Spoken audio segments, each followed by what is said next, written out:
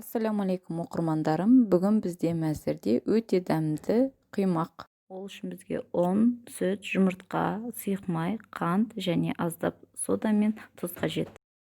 Ең алдымен мен ыдысымызға жұмыртқаны, қантты және де тұз бен соданы қосып араластырамыз.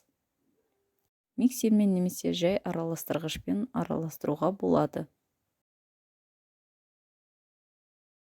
Біркелкі болғанша араластырамыз, содан кейін сүт құямыз. Сүтті құйғаннан кейін тағы да біраз араластырып, одан кейін ұнымызды саламыз. Ұнымызды аз-аздан салып, салған сайын араластырып отырамыз. Біркелкі масса болғанға дейін араластырып, одан кейін сұйық майды құямыз. Тағы да араластырып, 10-15 минут тынықтырып қоямыз.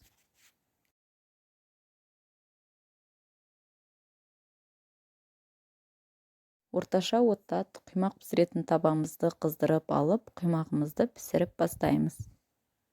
Құймағымыздың шеті ақырындап сарғайған кезде келесі бетіне аударамыз. Осы әдіспен барлық құймақтарымызды пісіріп шығамыз. Менде 14 құймақ шықты осы рецепт бойынша. Өте дәмді, нәзік әрі жұмсақ құймақ болып шығады. Ас болсын!